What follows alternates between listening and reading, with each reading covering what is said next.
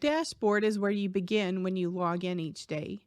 From here, you can find just about anything you're looking for.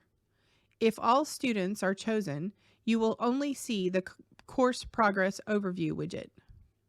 Clicking on an individual student, we can see that he has some late assignments, but we know he is working to get caught up.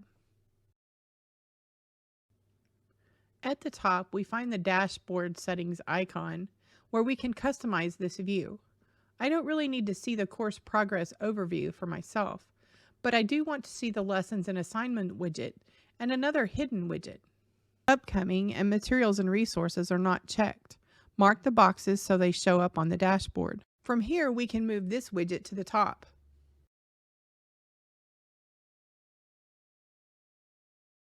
I also want to move this widget to the bottom.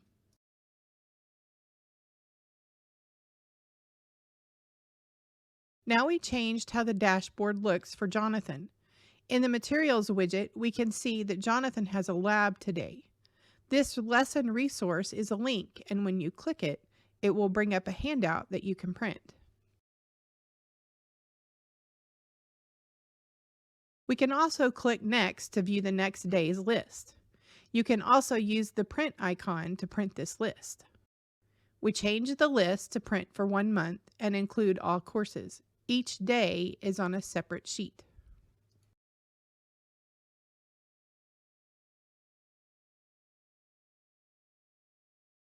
On the Completed tab, we notice there is a check link on the items that might need to be graded.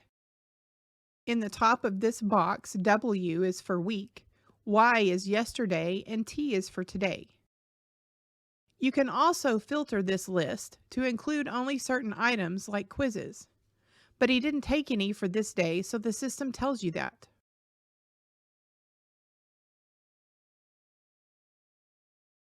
Here, when you click on the check, will take you to the Assignments tab so you can get started grading. The next widget is Upcoming, and this will show you the items in the future.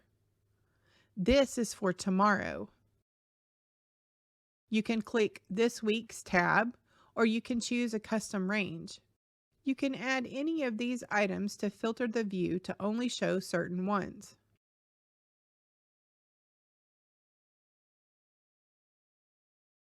Here we have the Course Progress Overview that we moved to the bottom.